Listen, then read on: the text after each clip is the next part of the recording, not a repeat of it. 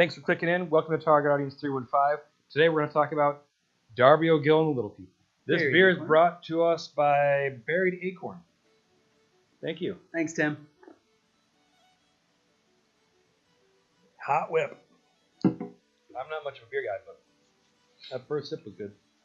It's fucking delicious. I'll drink all three of these while you talk about. I'm digging it. Happy St. Patrick's Day. Today, three grown men are going to talk about Darby O'Gill and the Little People.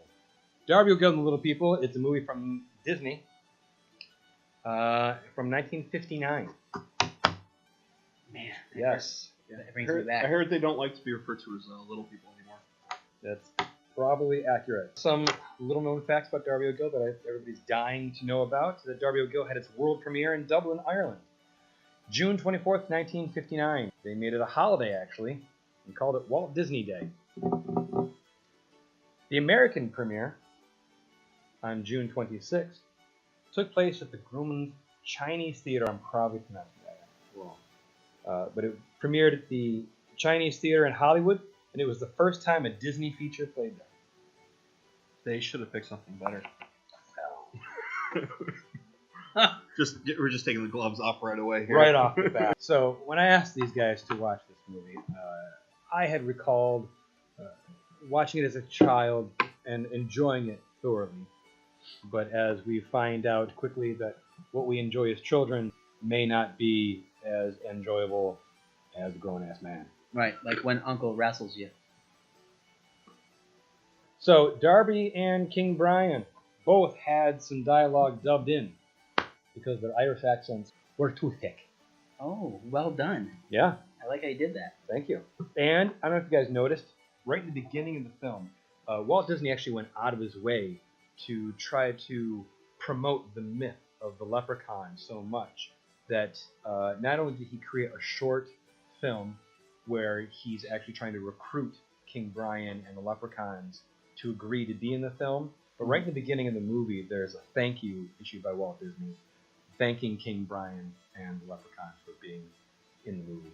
Just kidding. I thought that was kind of cool. Rotten Tomatoes gave this movie 100%, despite what these guys think. Was that Rotten Tomatoes in 1959, or is that Rotten Tomatoes in... Was there a Rotten Tomatoes in 1959? There was lots of them, and they landed on the screen while they were watching Wow. this movie. And if anyone's curious, Sean Connery's in Darby O'Gill and the Little People, and this is before he starts his iconic S's. He's not pronouncing the S's in such a fashion. He didn't do that in this movie. That is brilliant. He didn't do it at all. I barely recognized it was Sean Connery. He's very Gaston in this movie. Oh, Beauty and the Beast. Yeah. If you watch Darby and the Little People, you're going to see Sean Connery. He's very Gaston-esque. We did see him eat 4 dozen eggs just to help him get large. Well, there you go. That would 4 do it. dozen. Yeah. And now that he's grown, he eats 5 dozen eggs because he's roughly the size of a large. Yeah. So, let's talk about what we saw. This is weird. Alright, so I started watching it, and I'm like, if I was like wasted watching this, it would be really cool. That was actually my first thought, Right, was that I hadn't drank enough to watch this movie. Yeah, the thing I liked, I'm going to give a part of that I liked, is the way it was filmed, and like, just that cool look. Granted, it was 1959, but thinking of it like now, you're like, oh, this was really cool. Yeah. But still, that creepy fucking lady in the beginning with her giant eyes. You know what she reminded me of? Is Snow White. Yeah. Where she offers Snow White. Yeah. Where she's wearing the black outfit and she's offering the apple. Yes. If you had told me they fashioned that character, the evil witch in disguise, after, I think her name was Estelle. Can't remember her name. But if you said they fashioned that character after her, I'd be like, yeah, man. Yeah. That makes sense. Bitch looks creepy. All of this movie, it's like a because it's Disney, it's theoretically kind of a children's movie, but there's so much backstory that's kind of expected to be able to be picked up on, because you're talking about old school Ireland. You have lords and people work the land, right. the indentured servitude. I am not a historian, so this is completely wrong. The lord shows up on the property to make sure that Darby is working his job of taking care of the land. He even the Lord makes a joke that Darby had retired 5 years ago and just failed to let him know. They did rely on a lot of Irish stereotypes. I got an Italian tattooed on me because I'm half Irish. For the record, I've been to Ireland and gone to Irish pubs in Ireland. And there was always that one guy sitting in the corner telling stories about how it used to be. For real? Swear to God. I love how it used to be. I love how it used to be too. Oh, back then when we used to... How it used to be. Right. That phrase is just so dumb. I know, it's horrible. It's just The good old days. the idea of things can't progress. It's like, well, polio. things are never going to be as good as they are today. Be optimistic. But, okay, so yes, Lord shows up here to make sure that Darby's taking care of the property. He knows that he's not. And so he brought Sean Connery's character, and he's going to take over for Darby. Okay. And that was the idea, is that Darby's done a good job for him, but he knows he's not really doing what he needs to be doing on the property. So you're going to be moving to this tiny little house over here where you can live out the rest of your days rent-free. And here, Sean Connery's character will take over for you. And he doesn't like that. He knows he can't just tell his daughter because he's going to lose face in front of his daughter. So he just wants to give time to kind of let her know what's going on. All meanwhile, he's just obsessed with leprechauns and catching leprechauns. He doesn't just catch a leprechaun. He catches the goddamn king of the leprechauns. Yeah. Darby O'Fucking-Gill. Maybe these leprechauns are not capable of granting wishes. So in this leprechaun universe, it's only the king of the leprechauns that's able to grant wishes. I don't want no hobo leprechaun around me. Right? So that's the base of how it starts off. I mean, it's very hard to... I had to put the subtitles on because the accents were very thick, and the plot gets lost a little bit, and they use a lot of slang. It's not just not hearing what they say, but even if you understood what they said, the slang that they're using is kind of... The first copy that I acquired was all in Italian. That's a weird mix. So I was like, wow, this is weird. I don't understand what they're saying. And then I realized it was in Italian. So I acquired a different copy of the movie. And it was, it was in English. Mm-hmm. But I watched the movie for about 10 minutes trying to figure out if it was actually in English because of the thick accents. I was like, why did I get another language? Oh my God, what the fuck? But I was wrong. Walt Disney spends motion picture magic with a touch of learning, so all right, a bit of romance, and a heap of laughter. That's what happens. So Darby's going through the movie, and he's trying to capture the leprechaun. He's trying to figure out how he's going to tell his daughter that he's lost his job. They're moved to a tiny little house. But in the meantime, he's also thinking of the future. He wants to make sure his daughter's well taken care of after he's gone. So he's kind of looking at Sean Connery's character and his daughter. That's a smart match. That's what they say, right? That's a smart match. He's going to take care of that. More the S in there. That's a smart match. Is that good? I like that. Yeah. Thank you. He's trying to make sure that she's taken care of, that she's not mad at him when he tells her the news, and he's still trying to capture a fucking leprechaun. You'd think that he'd have better things to do. I suppose if you know leprechauns are a real thing, that would become a bit of an obsession. Because if I knew leprechauns were a real thing, I can get 3 wishes. Goddamn, I would quit my job and just look for leprechauns. Yeah, but you still got assholes out in the woods looking for Bigfoot. So was he hammered looking for leprechauns? The daughter says, my father's not a drinking man. Okay. Yeah. Until.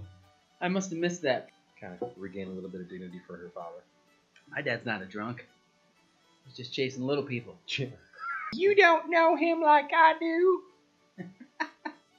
Yeah. So then he goes to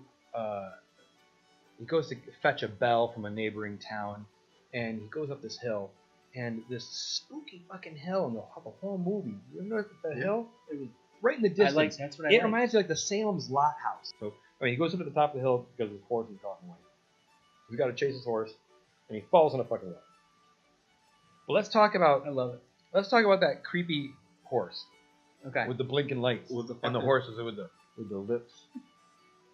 Technicolor. That's what I don't understand. Yeah, it didn't make sense. He's sitting by the well trying to get the horse, and the horse looks back, and all of a sudden the horse is like flashing all the lights, and then Darby falls down in the well. Basically, cue the Inagata DeVita music and just let him fall in the well. Or Alice in Wonderland. Eh, So now he's down in the well. He basically stumbles upon the fairy village, and so now King Brian is like, "You found where we live, and you can never go back." That seems a little harsh. Yeah. Like, hey man, I wasn't even looking for this place. The guy who's constantly looking for leprechauns, now he can't leave All the leprechauns. any of the leprechauns. So then he tricks him. He plays this violent. I gotta say, this musical segment here, while very interesting, goes on way too long. They're playing this fucking violin. It Well, seems like for a half hour. What else are they gonna do? It's true. So now Darby tricks all of the leprechauns with a song. Conjures a shitload of horses. They get a bunch of horses. The mountain opens up, and they all go shooting out this mountain. And Darby's like, "Oh shit, this is my time to get out." And so he escapes. Oh, hold on. You forget that he goes to the treasure chest, fills That's up right. all of his pockets with all the fucking gold and So he shit. robs them. Tries robbing him. Tries robbing him. On his way out, there's a fucking hole in his pocket, which you find out after he leaves. All the shit that he tried to steal just fucking left a trail. Wah, wah. I mean, It didn't work out for he too got well for away, Darby. though. He did get away. He did, goal Worked out too well achieved. for Darby. No. Didn't work out too well for That Darby. didn't, that didn't work out too well for Darby, did it? If we tried the whole thing, that would be bad. All right, the rest of this has got to be in an Irish I can't. accent from now Because on. now I'm thinking it. Come on, the I whole can't do time. it. Ready? Can't. The rest of it. Can't do it. The rest of this has got to be in an Irish accent. So you do it so way better. Thank Oh, you. way better. Thank you. I can't do it. I already fell off. Thank you. Just giving yourself a bit of an accent and yelling doesn't make the accent a little bit more effective. What is a blarney? Blarney Stone? Oh yeah, I've Oh, always blarney. What's a blarney? when it Are we supposed to know this? Well, no, it's the Like, Blarney. someone's gonna yell at us for this. It's- You I don't feel fucking like- know what a blarney I is? feel like Blarney, they're kind of implying that Blarney is kind of equates to bullshit. It is. You're That's full of what it Blarney. So why would you want to kiss Because the it's Blarney supposed to stone? give you the gift of gab. The ability to talk about fucking nonsense. Bullshit. Exactly. Are you texting me? No. What's a blarney? Talk that aims to charm, pleasantly flatter, or persuade. Anything you say. Which brings us to a bit of romance. So Darby leaves the mountain, trail of jewels behind him, gets out, he's got nothing. He gets home, he puts the horse away in the stable, and as he's taking care of his horse, King Brian shows up. Apparently he can walk through walls, because he goes through the door. Yep. And he tells Darby, hey, remember, you can't leave our cave, you got to come back. So Darby's like, okay, and then he tricks him with a bunch of. Did they call it poutine? That's poontang. It was like moonshine. Yeah. It was basically Moonshine. moonshine. Yeah. This is homemade booze. They got drunk. They got shit faced, and at break of day, the leprechaun apparently can't use his powers. Oh. Yeah. So he literally So they drink until daytime. singing the rhyme songs, or what was the wish songs? So wish songs, yeah, which were fun. Those were good. Yeah. They were kind of It was like a rap battle Kind. between Darby O'Gill and King Brian. Oh, I wish I was the king of Ireland, 'cause then I wouldn't have to use my hand. Edit that out. I hope you don't. It's fucking garbage. I skipped that part. So then they get drunk. Sun comes up, and now the leprechaun, King Brian, can't leave because he can't use his powers. So now Darby puts him in a sack and says, my first wish is that you're going to stay here at my beck and call until I make my other two wishes. Yep. So now he's got basically trapped. Kind of outwitted this 5,000-year-old leprechaun king, which kind of pissed him off. Which I suppose is the equivalent to like a 45-year-old man being outwitted by like a 2-year-old. Every day. So wait, so his powers are gone? Powers are gone in the daytime. But Just now, a day. Just a day to him. But you know what? It doesn't matter because his first wish, which is kind of a plot hole. Can he grant a wish though while he's That's what I no mean. powers? It's kind of a plot hole. I suppose maybe he's still bound by honor or code or whatever kind of rules dictate that. Once the sun goes down, I gotta grant it. Right? Yeah. So now He's in the sack. King Brian's in the sack, and They go to the bar. They go to the bar. They Yeah. prove that he's there. They have him drink the whiskey and Okay. kick the glass up. Poor Darby. Nobody believes him. But do they believe me? No. I'm pretty sure they just humor him to basically make him feel like, he's not a piece of shit. The townspeople. I mean, no, the one barmaid put the glass from the shelf too. Yep. So they do lend him a little bit of credibility, or else he wouldn't keep going back. He wouldn't have an audience. Right. Yeah. Except for, Cratchity McFrickin' Crapface, who's pushing for her son to take his job. The widow marry and his daughter. Pony. Yeah. Which Where's is the another horse plot go? point. The horse still The horse is still because sparkling Fucking weird ass horse. Yeah. Weird ass horse. Yeah. So anyway, so the horse gets loose again, and the daughter goes out, and then she gets hurt, and then she comes back home, and now we got the Banshee. The Banshee's here to take the daughter. The Banshee was freaky. It was freaky. I mean, the fingers, and it was just kind of bloated, and it was this weird kind of negative inverted color, and it was really freaky. It comes to take the daughter, and Darby's like, I got my other wish. My other wish is for, take me instead. The carriage was coming to take the daughter. Yep, and then that famous carriage. I have How to about say, go away? It's like Ghostbusters 2. well, no, the King Brian says, the carriage. This is beyond my power. This is beyond me because it's death. Oh yeah. Okay. And so he says, okay, well, can you just trade? Pretty much, essentially. Give my life down for to- hers. Yeah. So he ends up in the carriage instead of the daughter, and the daughter immediately gets better. Her fever breaks, and she's okay. So then King Brian, because he likes Darby, they've had a great back and forth, and he tricks him into making that fourth wish, which negates all the wishes. So now the carriage can't take Darby. So Darby gets booted out of the carriage, and he goes home, and I'm not really sure how that affects the daughter, but she's fine, I guess, because she's already better. They can't make her sick again, I suppose. Right. Yeah, the fever broke. Yeah, so I guess they get to cheat death. So then they're better. And then they live happily ever after. They live happily ever after. Disney. Doesn't say that though. Yeah. Just a heap of laughter. Just a heap of laughter. So here's some stuff to also know about this movie is that the special effects in this movie were groundbreaking. Stephen King and Peter Jackson both looked to this movie. Oh, because of That's the true.